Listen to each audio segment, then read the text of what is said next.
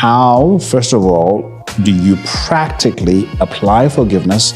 Because it is not difficult, it's not an easy thing to do. The only thing that self-blame does is to keep you in prison and shackle you to what has happened to you as if you are the one that is wrong. Are there any recurring patterns in my thinking that prevent me from forgiving myself? All of us are growing.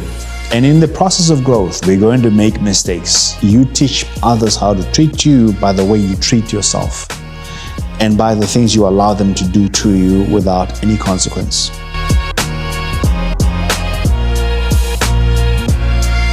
Welcome to Mindset Talk with me, your host, Jabu Zwane. Thank you so much for tuning into Mindset Talk today.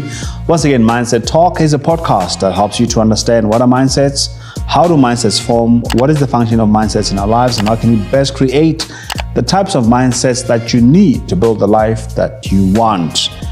In this show, you will have your life be changed one thought at a time. Yes, there is healing, restoration, transformation, growth, and thriving. So thank you and welcome. Once again, I want to say thank you to Arise Studios for this opportunity to be hosting this podcast in your wonderful premises. Continue to be blessed. Much, much appreciated to EOP and the team. And don't forget, if you're happy with what we're talking about, you're enjoying the content, remember to click the notification bell, subscribe, and share in your comment sections what is standing out the most for you and what is ministering to you the most. I really appreciate those engagement. So today I want to continue still from the last episode on the topic of forgiveness. As I've said, I'm only going to do 2 episodes on forgiveness, reading from one of the books that I've written on the forgiveness mindset. And today, I really want to talk to you a little bit about how, first of all, do you practically apply forgiveness? Because it is not difficult, it's not an easy thing to do. Secondly, how do you release yourself from resentment, bitterness, and anger? And lastly, how do you restore trust and rebuild trust in your relationships where there has been some kind of betrayal? I mean, to forgive is to be human. In the same way, to err is human. I believe that forgiveness is the greatest exercise of humility, of not being judgmental, and accepting that as much as other people can wrong you, you can also wrong yourself. And in fact, as I'm thinking about this, I think I would actually start off by doing and talking about self-forgiveness. Self-forgiveness. And it's not necessarily so much that you're blaming yourself, but there must be an element of acknowledging that you need to forgive yourself. Many people beat themselves up so much after somebody has betrayed them and has done something to them. They'll be like, how could I not have seen it? What did I do to allow this person to continue to treat me this way? Now that I'm out, I can't believe that I was so dumb. And you can really beat yourself up, especially in situations where you feel like you could have known better, you could have done better, and you could have handled the matter differently. But I want to say once again, self-blame is not going to help you to heal. Self-blame does not even allow you to learn the lessons that you need to learn from the situation that has taken place. If anything, but the only thing that self-blame does is to keep you in prison and shackle you to what has happened to you as if you are the one that is wrong. Yes, in some situations, you may have done something wrong. You could have done something that could have led to you being hurt. Maybe you've ignored some red flags. Maybe you were a little bit too idealistic, especially in the adventure of romantic relationships. Maybe you believed too easily because you didn't want to investigate further. When somebody came and lied to you and said, I will give you the money back if you give it to me today. You knew that they wouldn't have done it, but you did it because you conveniently wanted to believe that they would do that. There are many reasons why we have to forgive ourselves. But I want to share with you and read from the book a little bit about why it's important to forgive yourself, especially after something has been done to you, and especially in situations where you feel like you should have known better, because that can happen, right? It can happen that we feel like we should have known better. And here's a quote, one of the quotes that I like it is by Paulo Coelho. And it says, "It is not the world that needs forgiveness, but it is the soul that needs to forgive itself." It's not the world that needs forgiveness, but it is the soul that needs to forgive itself. So forgiveness is something that we have to give to ourselves, but we are unable to do so if we have conflicting thoughts about forgiving others. When we don't allow ourselves to forgive others, it is also hard to extend forgiveness to ourselves. We will likely take the same stance, transversely admitting that we are imperfect beings enables us to manage our own imperfections in a healthy way. In some instances, we could have played some role, consciously or unconsciously, that made us vulnerable to the people who have hurt us or prolonged the hurt. We can learn from that experience, acknowledge our role, and embark on some path of transformation.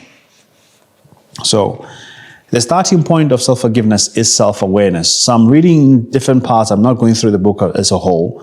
Self-awareness is a starting point that enables us to forgive ourselves, which helps us to dismantle mindsets rooted in guilt, shame, and fear. Then we can create new, more empowering thought patterns. So let's explore how in each stage we can be able to do this. Awareness is everything. Awareness of self, awareness of surroundings, awareness of people, awareness of just how things work. And I get it. Life can be so tough and so confusing and so overwhelming sometimes that we're not always fully present. But if you are going to live a healthy life where you really direct as much as you possibly can the outcomes of your life, you require a certain level of awareness. The more aware you are, the more empowered you are. The less aware you are as a human being, the more likely you'll become a victim of your own life, a victim of your own weaknesses, a victim of even your own strengths. Because if you're not aware, you're not able to direct your strengths in the right way. You can also become a victim of other people and of different situations. So awareness is a really crucial starting point of consciousness and intentional living. It involves realizing identifying internal thought patterns, beliefs, and self-talk that perpetuate the three horsemen of self-oppression, and that is guilt, fear, and shame. Without identifying these patterns, we subject ourselves to more hurt and abuse. It is difficult to forgive ourselves and others as a result. So what is awareness? Awareness is the ability to observe your thoughts and emotions without judgment. It requires an intentional effort to confront the specific memories, incidents, actions, and emotions that have created internal conflict against self-forgiveness. Awareness allows us to identify the sources of guilt, shame, and regret. How do we apply that? In the book, I do something that I call mindset application. And in the mindset application, I normally would share the sort of practical steps on how you can do this. Start off by identifying your emotions and thoughts when you think about forgiving yourself. What comes to mind the moment you're thinking, I need to be easy on myself? Do you immediately stop yourself and say, no, listen, you need to remember, otherwise you're going to forget and then you're going to find yourself in trouble again. So what specific actions or decisions do I hold against myself when it comes to having to forgive myself and to forgive others? How do my thoughts about these actions impact my self-perception? What emotions do I feel that are associated with forgiveness? Are there any recurring patterns in my thinking that prevent me from forgiving myself? All right. So, and sometimes we can have this mindset of thinking, I don't deserve forgiveness. I don't deserve to be forgiven, because you want to punish yourself. You want to punish yourself. Perhaps you are a Christian, and in your desire to repent, to make amends with God, then you want to be so hard on yourself, and you're thinking by being hard on yourself and not forgiving yourself and reminding yourself of maybe some of the things that you've done wrong to other people, or that you've allowed them to do to you, you're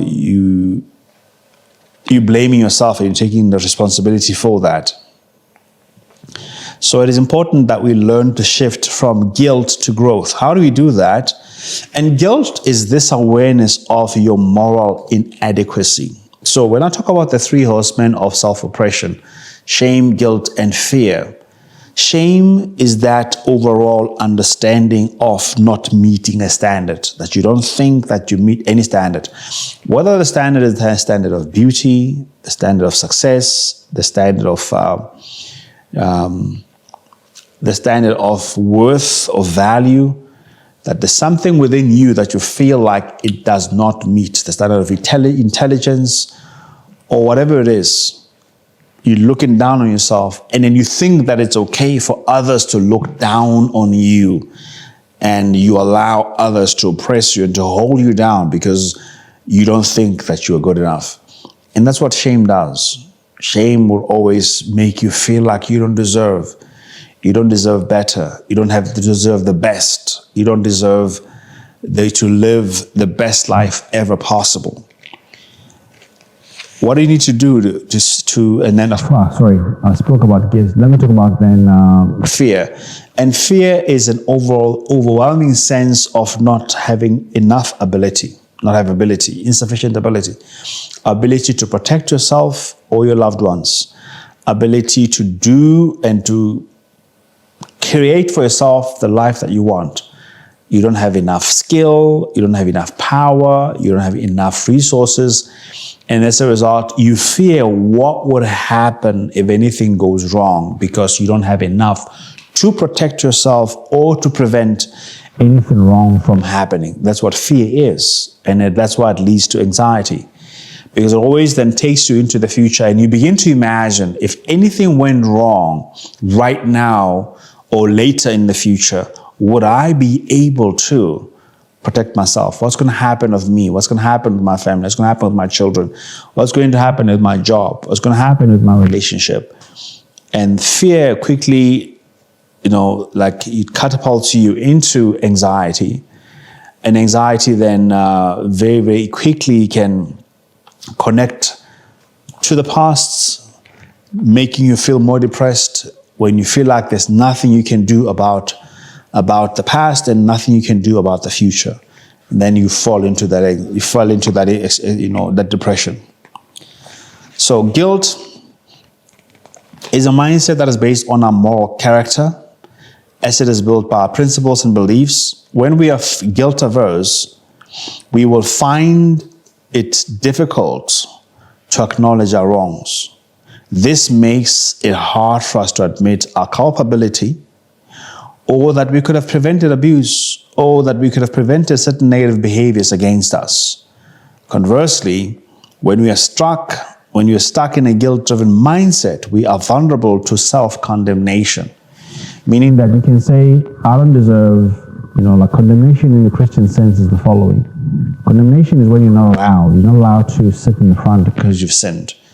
You're not allowed to you don't have the freedom to be fully yourself because you've sinned. So it's a sentence that you give yourself to say, I won't do this and I won't do that because I have done something wrong, because I'm not good enough, or because I'm feeling a bit ashamed. What to do about that? You must recognize how your thoughts shape your reality.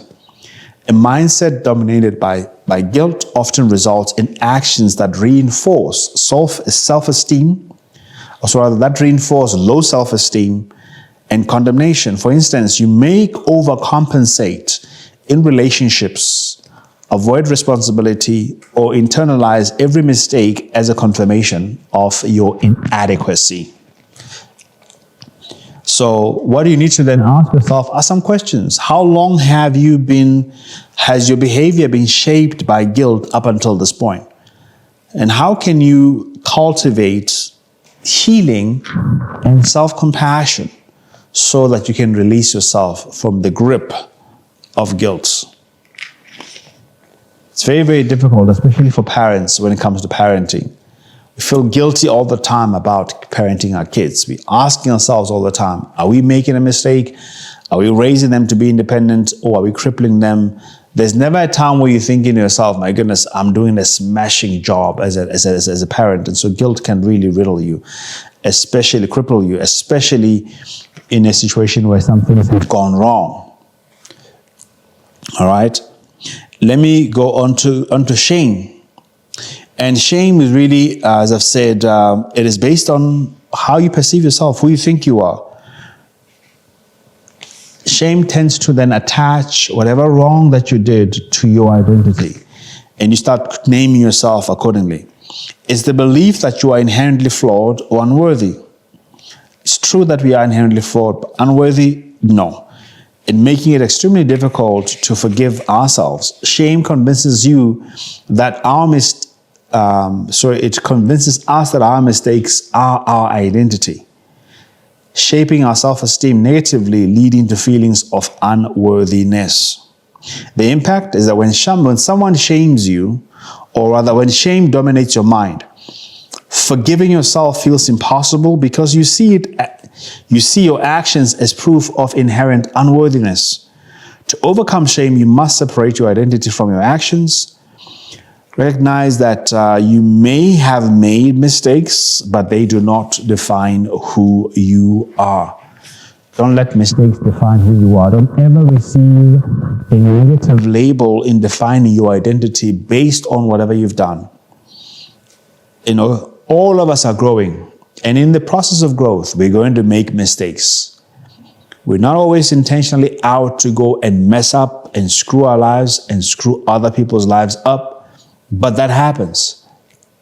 And once you realize that you were wrong, once you realize that you've missed the mark and you didn't get it right, it's important then to, first of all, forgive yourself.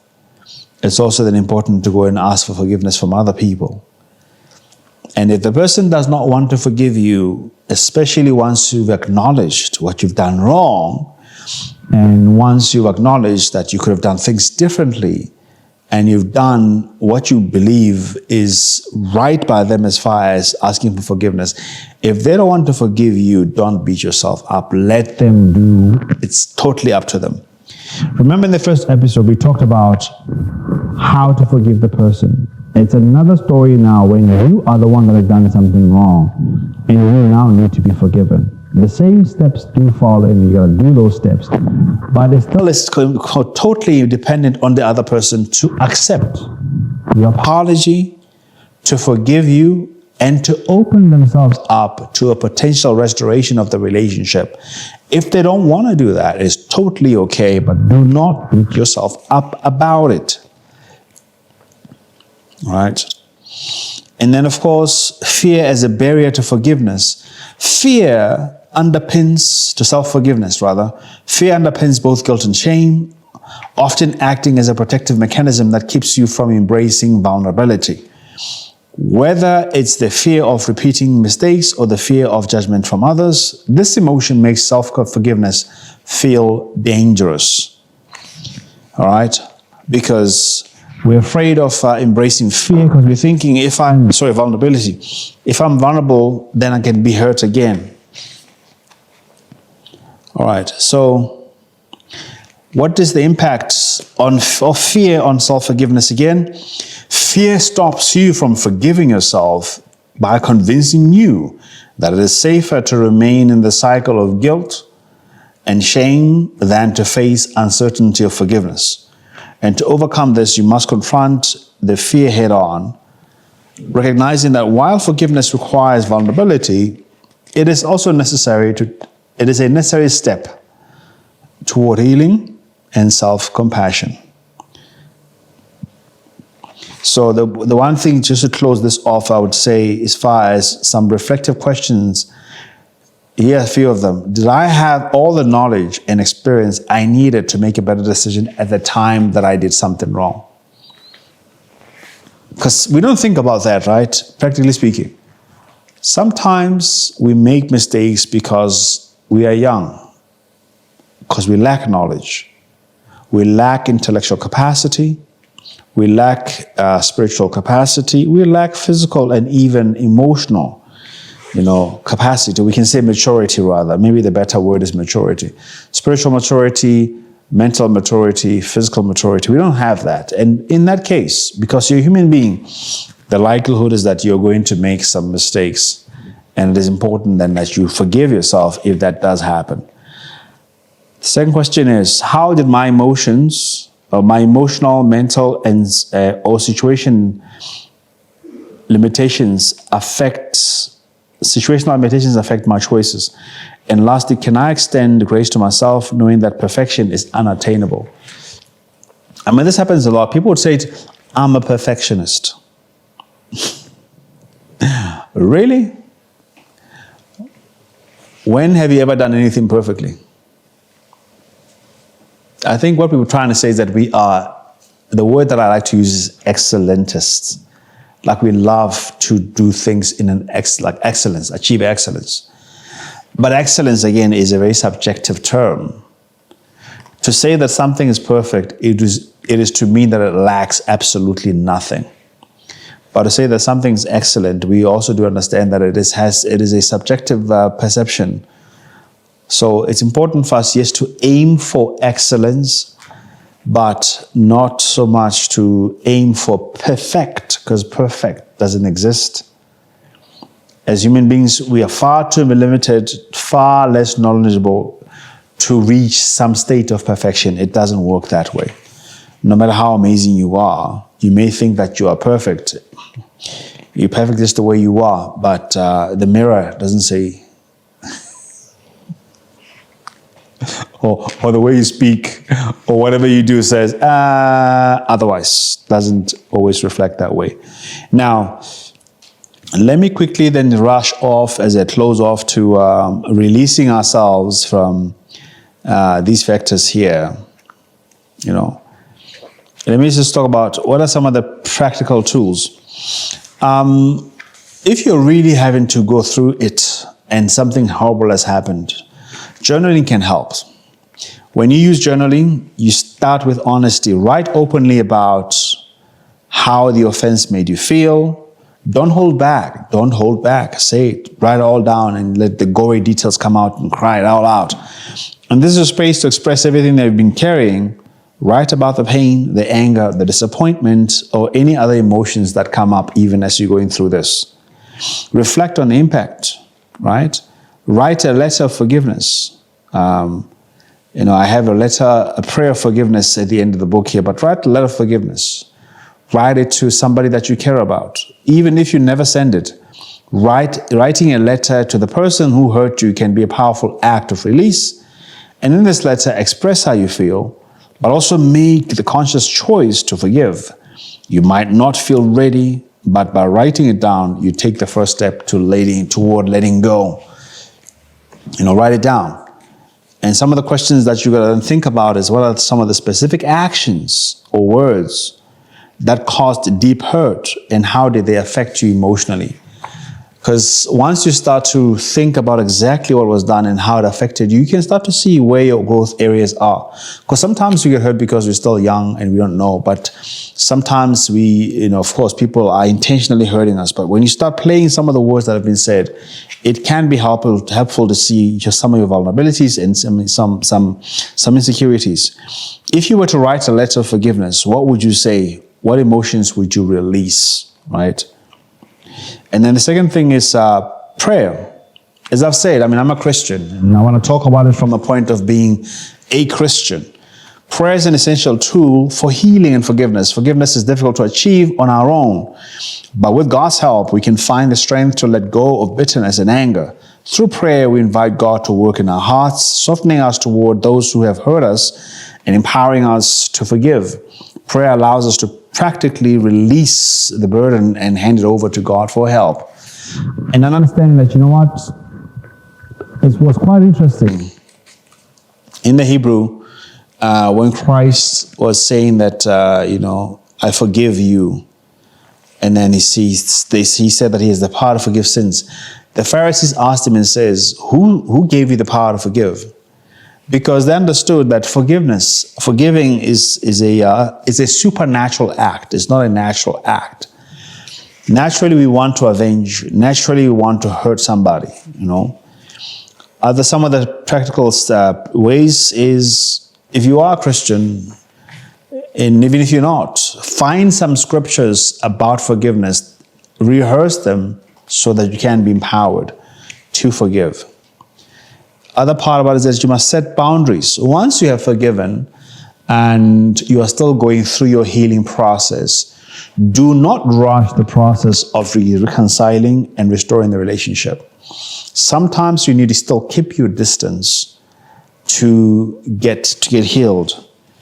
And I've seen this situation, and maybe some of you have experienced it, and let me know if this resonates at all. I've seen a situation where somebody thinks that they are healed. And maybe they spend 5 years, they got betrayed, maybe they got cheated on, and they spend 4 or 5 years not in a relationship. And in the time, they're taking care of themselves, self-love. They've put their posts, and then they've shown, they've gone to many different restaurants in different outfits, and then they've taken those beautiful pictures with that drink that has an umbrella that's blue and has got a little bit of berry in there. They've done all the hashtags about self-love, self-care. And then they get into a relationship. And then they realize, oh my goodness, I am not healed. I'm getting more triggered. Because you don't know that you're healed until you're back in the game, right? If a sports person gets injured and they go through her rehabilitation, it is only when they get back into the field again and when they start to operate in full swing again that they will realize whether or not they've been fully healed. And so sometimes we've got to test out that healing by being back in the game again. All right. And the other thing I'd say, seek support and, have a community around you. Create a community around you. Be with people that are gentle with you, people that care for you, people that encourage, comfort, and build you up. You don't want to be hanging around with people that are constantly reminding you of things that don't help you to heal. Keep on rehearsing the story over and over again.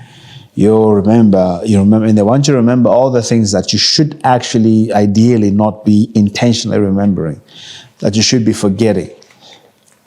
So have a community that can be able to help you.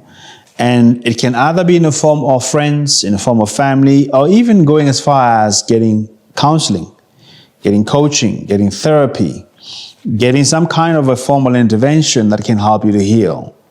So here are some important questions that I want to ask you that I want you to answer. Maybe write them down even as I'm asking the questions. Who in your life can you turn to for support and encouragement as you work through forgiveness?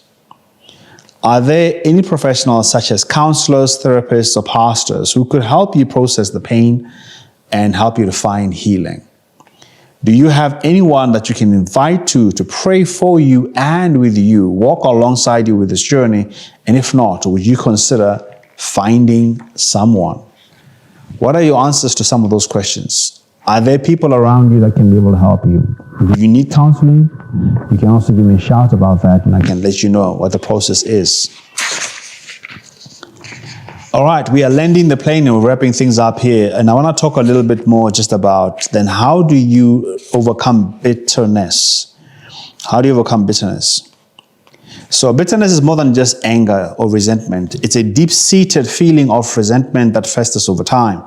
It can stem from a single event or a series of disappointments, and it is often fueled by unresolved pain or unresolved emotions. Think about what if there are any relationships or offenses that have affected you negatively over a long period of time, and how do you feel when you think about the incidents or the people?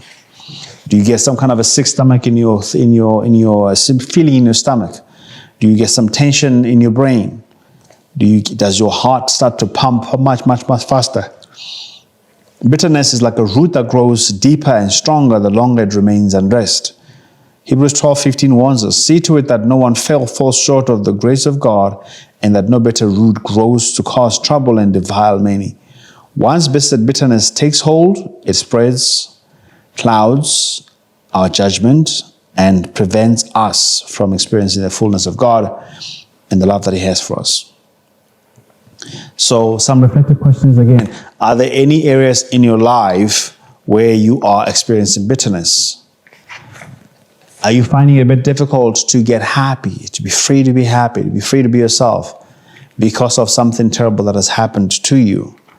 And that oftentimes when you try to be happy, the memory of this incident comes flooding, and then it's as opposed to you being happy, and all of a sudden you shift from high energy now to being super, super, super sad, right? In what ways has bitterness influenced your relationships and others? What are some of the philosophies that you now subscribe to that indicate your bitterness? Where you are overgeneralizing in a negative sense, in an insulting sense, as a way of reminding yourself that this type of person ever approached me, whether it be a man or a woman, I potentially could hurt, and therefore you vilify them, and then you remind yourself that they are to be vilified so that you don't get hurt again. So, similarly, it's important to confess that you are bitter. Because you cannot, as human beings, we never fix what we don't acknowledge. As long as you're not acknowledging something, it becomes extremely difficult to fix it. And therefore, it's important for us, if you want to fix bitterness and we want to be released from it, to acknowledge it and say that I am bitter and I need to do better, and then start to do better, start to embark on a path of forgiveness. So, I'm going to close with this and say, bitterness is a heavy burden, but God calls us to let it go so that we can live in the freedom of His grace and love. Overcoming bitterness is a process. It's a process, one that requires patience, honesty, and a willingness to surrender our pain to God. But as we release the bitterness that has taken root in our hearts, we make room for peace, joy, healing that only God can be able to provide. That only God can be able to provide. Okay. Let me then talk about how do we release. We've spoken about releasing. I'm going to quickly then just close off rather to say, how do I rebuild trust after forgiveness? How do we rebuild that trust? How do we rebuild that trust?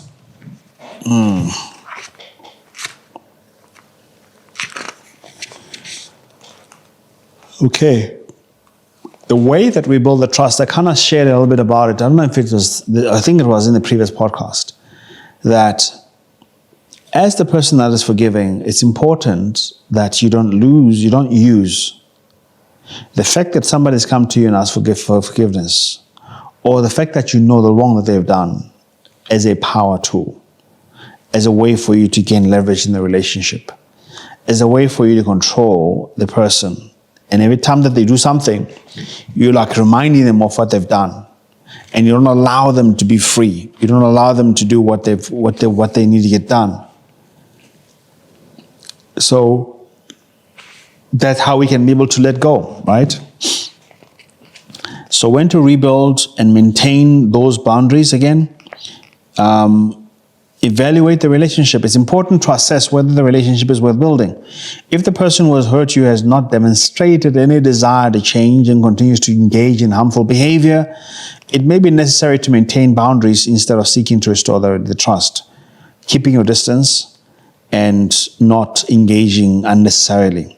In some cases, forgiveness allows you to relate the pain, to release the pain, but trust may never be fully restored. Trust may never be fully restored. Okay. I've spoken already in the previous episode about the need for open communication. And open communication is about trust. It's about being transparent about what you are experiencing the difficulties you're having even with the process of forgiveness, the difficulties you may even be having with whatever it is that has led you to making the offense in the first place.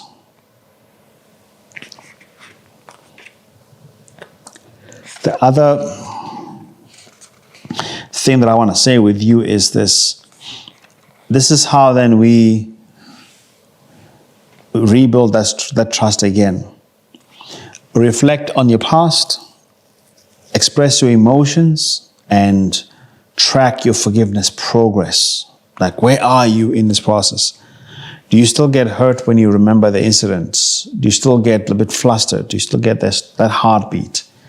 Or can you literally experience some kind of physical change in your body because you have decided to forgive? And the forgiveness letter that you are writing, whether it be to yourself, self-forgiving, or to others, forgiving them, acknowledge the hurt. Begin by acknowledging the specific actions or words that have caused you pain. Choose to forgive. In the letter, express your decision to forgive the person or for the actions. This may not mean that you've completely let go of the pain yet. And then lastly, let go of resentment. Every letter expressing your intention to release any lingering resentment or bitterness. Acknowledge that forgiveness is a process, but commit to working through it with God. So, closing reflective questions are: who in your life do you need to forgive? And how can writing a forgiveness letter prepare you to forgive them? What emotions arise when you write your forgiveness letter, and how can you bring those feelings to God? Ladies and gentlemen, we all need forgiveness at some point. We all have wronged someone, wronged ourselves at some point. And that is why self-forgiveness is so important. And I believe, as I've said, if you don't forgive yourself, you're going to find it extremely difficult then to forgive others. It's almost that whole reality that says, or quote that says, you teach others how to treat you by the way you treat yourself and by the things you allow them to do to you without any consequence. You treat yourself, you teach others how to treat you by the way you treat yourself and by the way that you allow them to treat you when they've done something wrong. And there's so much more that can be said. But I do know that for me, it was a difficult journey, but it was not an impossible journey. I continue to be very mindful and conscious about forgiving people. Not making a big deal out of certain things. Making a big deal out of some things, but laying and stipulating very clear grounds, very clear rules on how you want the relationship to work going forward. We don't need to be victims of these people that have hurt us. We don't have to be victims of the pain that we've gone through, of our past, no matter how long ago. Whether it be yesterday, whether it be the week before, whether it be way, way back when you were a child. The reality is, we have the power. We've got the power to forgive. Thank you so much once again for tuning into Mindset Talk today. If you're happy with what we've spoken about, please do hit that notification bell. Do subscribe. And do share with your friends and family about this podcast. Send them here so they can come and find the same healing that you have found.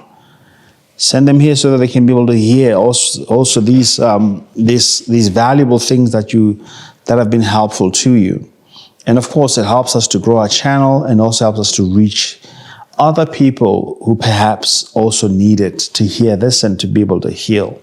Thank you once again to Arise Studios and the team, Mr. Eob, precious ladies here checking, doing your thing. I really, really appreciate it so much. And what do I want to say? I really don't have anything much to say. So, peace.